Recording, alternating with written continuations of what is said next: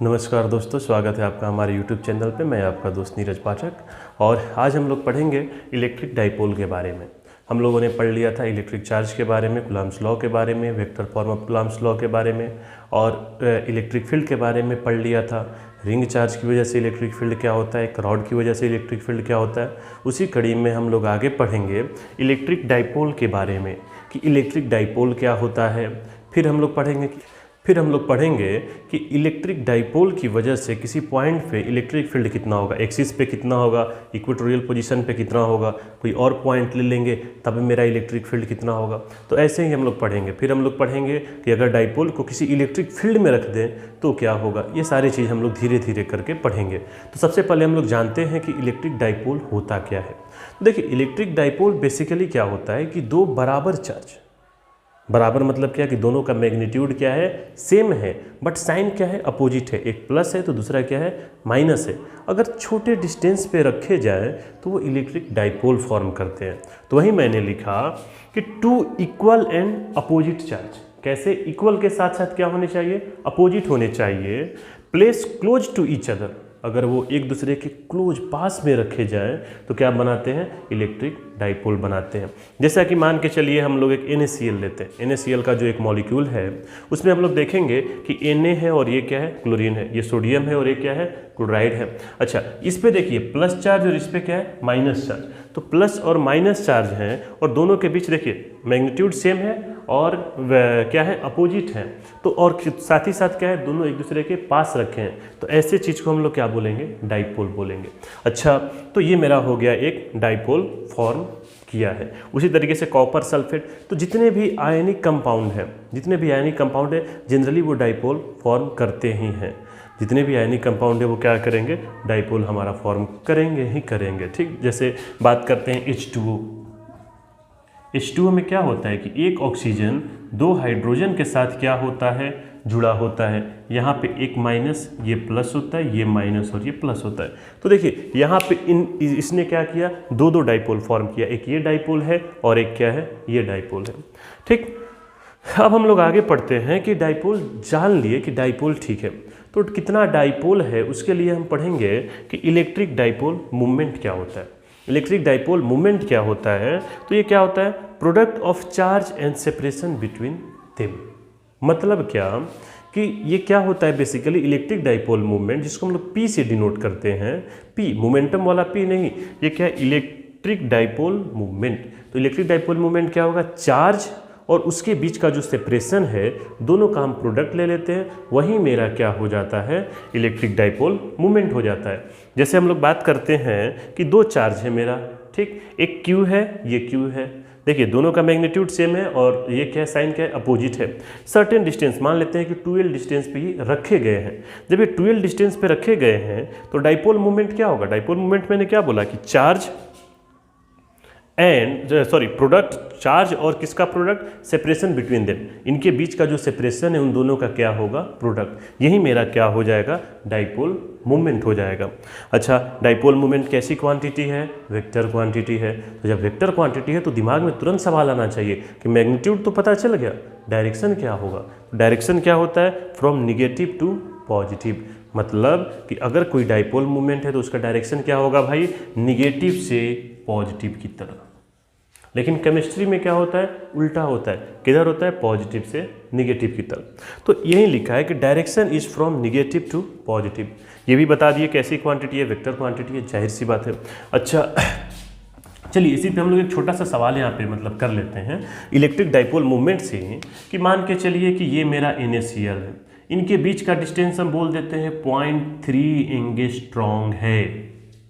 फिर से मेरा जो NaCl मॉलिक्यूल है उसके बीच के जो उनके सोडियम और क्लोराइड है उनके बीच का जो डिस्टेंस है वो कितना है, 0.3 एंगस्ट्रॉम है। Find dipole movement, dipole movement जो P होगा वो कितना होगा। तो हम पढ़े हैं कि डाइपोल मूवमेंट क्या होता है, charge into separation between them, उनके बीच कितना सेपरेशन है। तो बताइए चार्ज, ये Na+ पे कितना चार्ज है, एक इलेक्ट्रॉन का चार्ज है ना भाई। ये एक इलेक्ट्रॉन दे दिया तो ये पॉजिटिव हो गया, वो एक इलेक्ट्रॉन ले लिया तो वो निगेटिव हो गया। तो एक इलेक्ट्रॉन का चार्ज है तो चार्ज कितना है, 1.6 × 10⁻⁻⁹ कूलाम। इंटू डी क्या है बताइए, डिस्टेंस बिटवीन देम, इनके बीच का डिस्टेंस दिया है 0.3 एंगस्ट्रॉम, तो क्या लिख देंगे 0.3 इंटू 10 का पावर -10। तो यहाँ से हम लोग लिखेंगे तो ये क्या हो जाएगा 0.48 इंटू 10 का पावर -29 क्या हो जाएगा कूलाम मीटर। क्या हो गया यूनिट कूलाम मीटर। तो मेरा डाइपोल मोमेंट पता चल गया होगा। उसी पर एक और छोटा सा सवाल कर लेते हैं, बहुत छोटा सा सवाल है। सवाल ये है मेरा कि H2O ही है, H2O की बात करते हैं। कैसा है भाई, O है, H है, H है। ये डाटा एग्जैक्ट नहीं होगा, डाटा एग्जैक्ट इसलिए नहीं होगा बता रहा हूँ। मान के चलिए कि ये मेरा नेगेटिव, ये पॉजिटिव, ये नेगेटिव, ये पॉजिटिव। अच्छा, बोला फाइंड द डाइपोल मोमेंट, इसके बीच का डाइपोल मोमेंट बताइए। हमें दे दिया इनके बॉन्ड लेंथ, ये दे दिया मान के चलते हैं 0.4 एंगस्ट्रॉम, और ये भी दे दिया 0.4 एंगस्ट्रॉम। बोला इनका डाइपोल मोमेंट फाइंड करिए। तो जरा समझिएगा कि डाइपोल मोमेंट का डायरेक्शन क्या होता है, नेगेटिव टू पॉजिटिव। मतलब ये डायरेक्शन किधर की तरह होगा, इसके वजह से इधर की तरह, और इसके वजह से किधर की तरह होगा, इधर की तरह। अच्छा, तो अब जरा बताइए, ये डाइपोल मोमेंट तो निकाल सकते हैं, चार्ज पता है, बीच का सेपरेशन पता है, तो डाइपोल मोमेंट निकाल लेंगे, ये भी निकाल लेंगे। दोनों का वैल्यू क्या होगा, सेम ही होगा। ये मान लेते हैं P है, ये P है। अब हमें क्या करना है, अगर नेट डाइपोल मोमेंट निकालना है तो बताइए एक पॉइंट पे दो डाइपोल मोमेंट, बीच का सर्टेन एंगल, तो सर्टेन एंगल शायद ये 109 डिग्री कुछ होता है। तो ये P है, ये P है, तो अब हम लोग निकाल सकते हैं। हाँ, हमें 109 का वैल्यू नहीं पता होता है कि साइन 109 या फिर कॉस 109 ये सब क्या होगा, तो इसीलिए मतलब हम कंसेप्ट समझाएं कि इसको हम लोग कैसे कर सकते हैं। ऐसे क्वेश्चन अगर हमें देगा तो हम कैसे कर सकते हैं। ठीक, तो यही मेरा है इलेक्ट्रिक डाइपोल मोमेंट के बारे में। अब हम लोग पढ़ेंगे कि इस डाइपोल मोमेंट की वजह से किसी इस पॉइंट पे इलेक्ट्रिक फील्ड कितना होगा। ठीक, मतलब एक्सिस पे इलेक्ट्रिक फील्ड कितना होगा।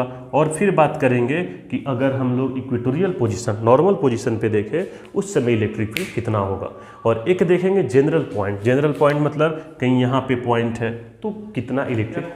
हम लोग पढ़ते हैं कि electric field due to dipole at the axis, मतलब क्या कि मान के चलिए ये मेरा एक डाइपोल है, ये मान लेते हैं +Q, ये क्या मान लेते हैं -Q, इनके बीच का डिस्टेंस 2L है।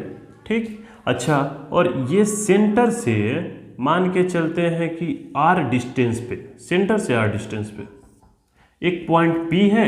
हमें फाइंड करना है कि इस P पॉइंट पे इलेक्ट्रिक फील्ड कितना होगा। फिर से जरा समझिए, एक चार्ज Q है, ये चार्ज -Q है, ये दोनों डाइपोल बना चुके हैं और हमें क्या फाइंड करना है कि सेंटर से R डिस्टेंस पॉइंट P है, P पे इलेक्ट्रिक फील्ड कितना होगा। तो जरा ध्यान से देखिए, इस प्लस चार्ज की वजह से इलेक्ट्रिक फील्ड किधर की तरह होगा, अवे इधर की तरह होगा। ठीक, अच्छा, और इस माइनस चार्ज की वजह से इलेक्ट्रिक फील्ड किधर होगा, अंदर की तरह होगा। तो हमें क्या करना है कि E1 E2 का वैल्यू निकाल के दोनों को सब्ट्रैक्ट कर देंगे, काम मेरा खत्म। तो देखिए यहाँ के बाद तो आप खुद कर सकते हैं, लेकिन मैं करके आपको बता रहा हूँ। खैर, आपको वैसे इसको अपने से करना चाहिए। तो सबसे पहले हम लोग बात करते हैं E1 की वैल्यू क्या होगी।